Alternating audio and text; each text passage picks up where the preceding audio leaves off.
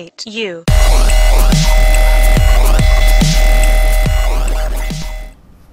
What's up, everybody? It's Kevin the Great, and I got a headquarters gameplay on the map Cracked. I'm using the Commando, Silencer, Dual Mag, Ghost, Warlord, and Hacker. And I really wanted to address this one issue in this video. You know, I've been getting a lot of personal messages, and guess what they say?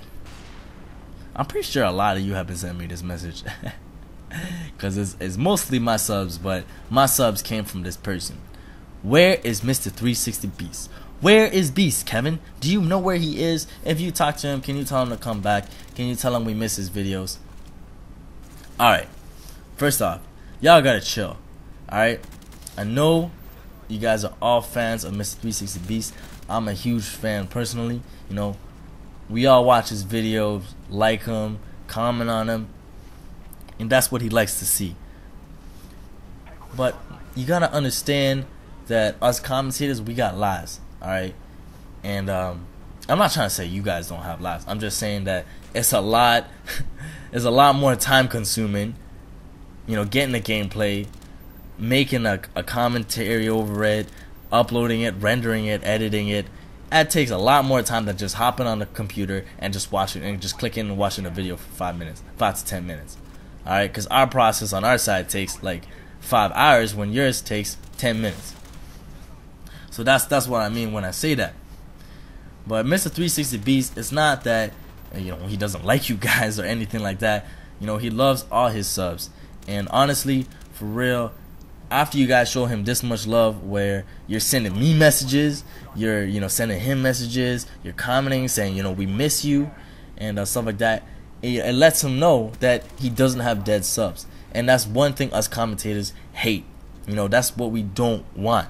I'd rather have 50 loyal subs who comment on every single one of my videos and like them, you know, rate them, leave me feedback and shit like that, than have 5,000 subs who don't do any of that.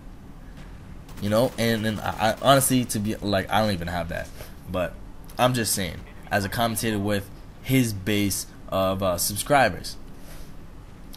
But you know, that's good. It shows him that you guys aren't dead subs, and that's what he wants. All right. But the man does have a life. You know, he's a high school student. You know, he's got his education that he has to worry about. He has to try and get to a good college, and you know, he's got sports on his mind. You know, he plays basketball. He does his thing. So y'all just gotta give him that space. Let him do his thing. All right. So, you know, just wait for his videos. I know that he said he was gonna post videos in April, and yeah, it's April 7th already, and you guys are really eager and anxious. But just be patient. Don't spam him. Don't threaten to unsub and shit like that. You know, just wait for the man. You know, you're his loyal fan. Then wait by his side and just wait till he comes back.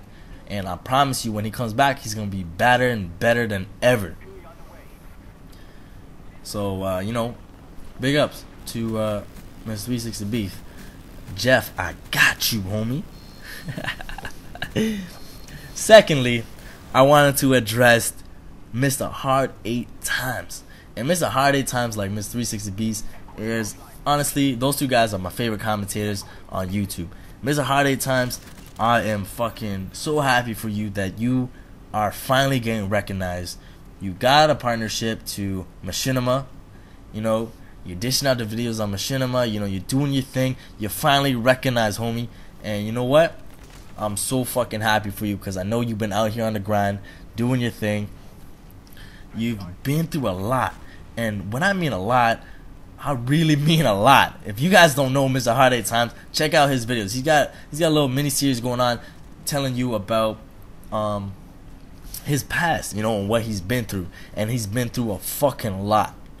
So when, you know, for him to, you know, straighten up and, you know, keep his head up and do this YouTube, this whole YouTube like industry kind of thing, it's like, that's crazy, man.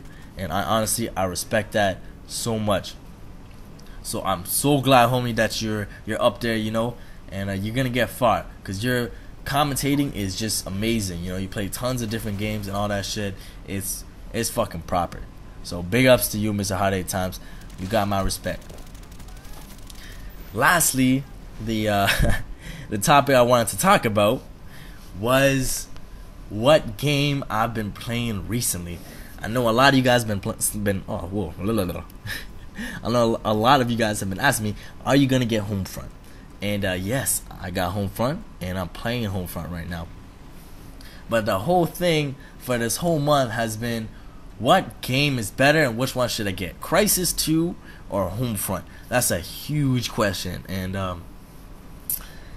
I am playing Homefront right now, but I did try CRYSIS 2. So let me talk about CRYSIS 2 a bit and let you know how I like the game. CRYSIS 2 is nothing like Call of Duty. Alright, the controls that you have in Call of Duty is basically the same as CRYSIS 2, but CRYSIS 2 has a lot more shit, like a lot more button combinations and like all this crazy shit. CRYSIS 2 is like Halo on steroids.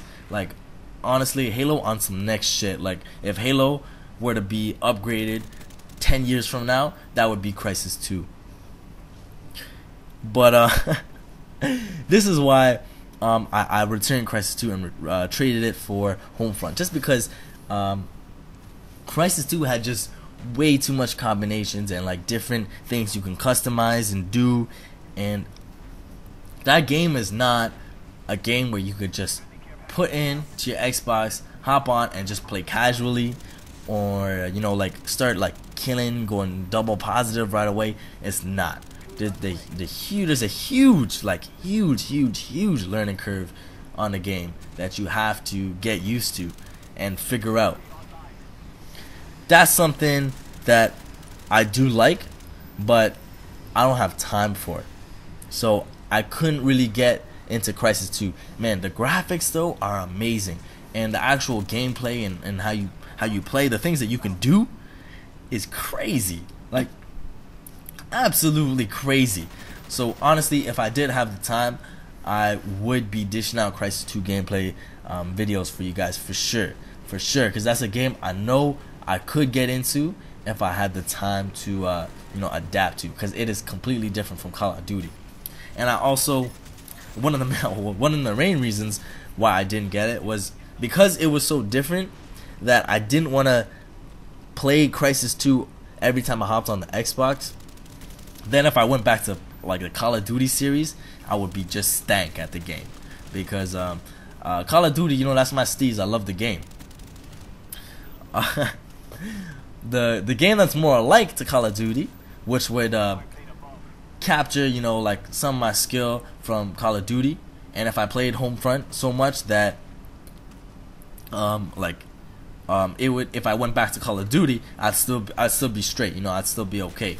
And so I well, I already said the game, but I went with Homefront. So I traded in CRYSIS 2 and I got Homefront, and Homefront is very, very similar to Call of Duty.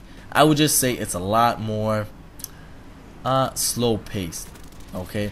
And like, yeah, there's tanks, and like you can man like little like robot tanks and like helicopters and stuff like that, but I would say it's a lot more slow paced. And even though it has 32 players for ground war, the maps are just way too big. Like, I'm spawning so far away that I gotta run for like 5 minutes in order to see somebody, and it's the graphics aren't that great. Call of Duty graphics are a lot better, and that says a lot already.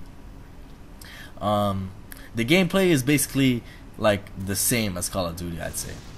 But yeah, I am playing Homefront. Yo, if any of you guys are playing Homefront or like, no, what am I saying? There's no or.